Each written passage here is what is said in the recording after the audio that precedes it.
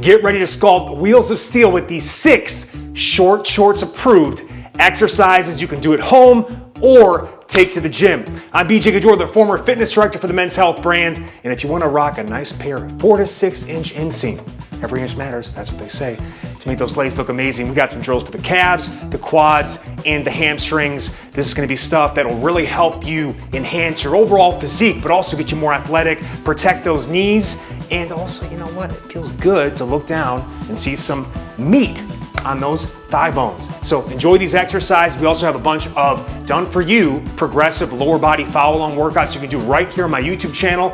I'd appreciate a like, share, and subscribe. Help us grow this channel, get it out to more good people like you. But right now, get into these movements. Let's make a change. Rock those short shorts like a boss.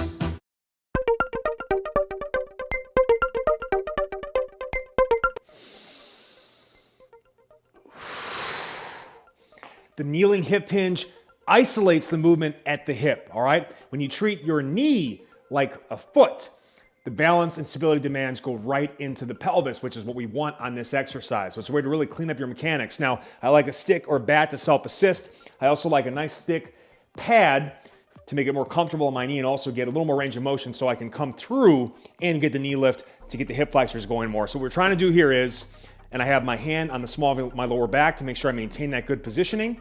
I'm gonna hinge, isolating the glutes and high hamstrings, and I'm gonna try to make sure that I keep my hips and shoulders square to the ground, and I get as low as I can so the head is in line with the spine. Back knee bent at 90 degrees. Now, inhale down, exhale through, and don't just get that knee above hip level to activate the psoas, pull the toes to the shin to work those shin muscles, all right?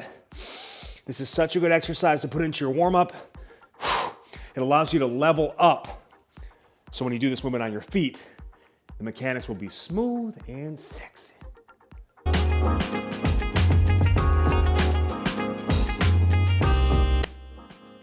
This is an awesome exercise for the lower calf and quad, the soleus and the VMO. So what we want to do here is, I like to do these on a slant board to get a little more range of motion, but I'm trying to roll onto the balls of my feet, and I'm gonna bend the knee as much as I can. I have a little stability and support here to get my trunk more upright. You can use a wall as well, or just a power rack or dip or pole support. And again, get as upright as you can. That's gonna get more quad and more knee bend. The bend of the knee, when we do a calf raise, hits the soleus more, which starts here and then rides up under the upper calf or the gastrocnemius muscle. And that low quad is actually isometrically working as a stabilizer. So it's hard to see what's going on here. Let's get really close.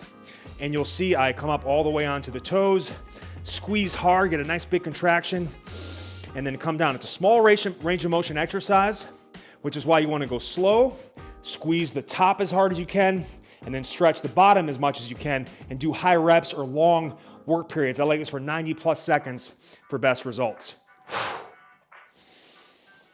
Yeah, it's already cooking.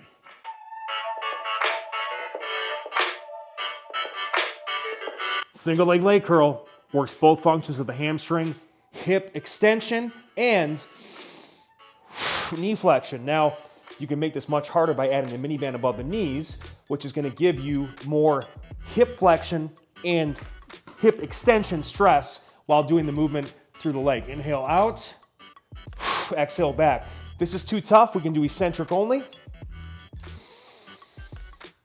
Come down, slide it back, and then lift and repeat, going down slow for at least 3 to 5 seconds, or I can just do a basic single leg glute bridge to modify, but awesome floor-based glute hamstring exercises.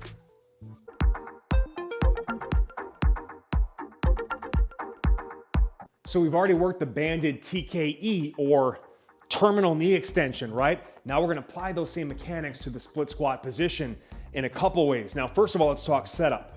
You wanna have this band anchored on a lower trajectory. I have it on this pull-up dip support, and I have it loaded down with heavy dumbbells to make sure it doesn't slide on me. Now, an alternative option is you can have a pair of heavier dumbbells than I have there. It's only 25s, but I'd go 50s plus and then put one in front of the other so it doesn't slide, and then you loop it there, and just make sure that if you're gonna put it on a surface that doesn't have, like, I've got electrical tape here so this doesn't wear on the band, the serrated handle will tear up that band. So you can put a hand towel around that before you attach the band. So that's the alternative setup on this.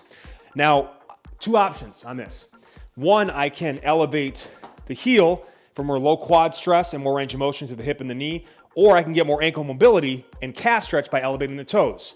So you've got options there, but we do is we hook it around the knee and get nice and set up here. And what it's forcing us to do is a couple things. One, as I get to the top, it's actually giving me something to push back against to get more low quad or VMO activation at the top of the exercise, where typically I have none.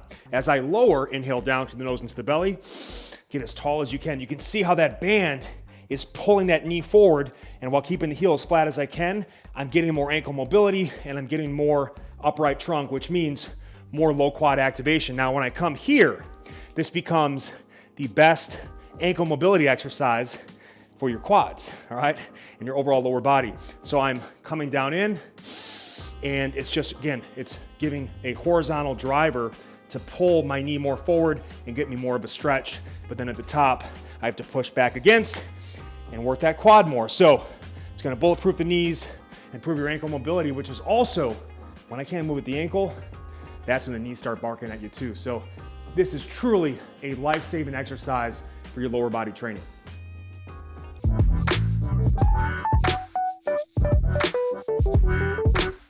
The single leg hip hinge works your glutes and high hamstrings. It also works the whole backside of your body and improves your balance. Now, here's what I want you to do. I'm gonna show two setup options. One is where you put the back foot against the wall and kind of press into it. So you wanna make sure it stays there. You actually can activate the back glute a little bit more to get more hip extension, but it just gives you a little extra stability and support so I can keep my hips and shoulders square to the ground as I do this. Now, I'm gonna inhale down, going as low as I can, keeping that back flat, head in line with the spine. Exhale up. You notice I've got a slant board elevating my toes to increase the calf, ankle, and hamstring stretch. So that's a way to make it harder with the same weight. Now you can go 2 dumbbells for extra load, but I also like to go single dumbbell on this on the opposite side, contralateral of the lead or work leg. And that actually gives me, so my body doesn't have to tilt or turn.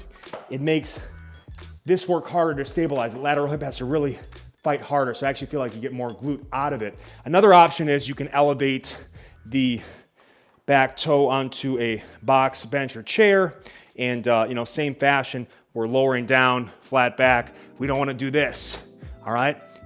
At least go to the point where, ideally head in line with spine on this. But this is a great exercise because you don't need a lot of weight to really load up and challenge that glute and hamstring, and it fixes and balances between sides and really helps teach you how to stabilize your lower back.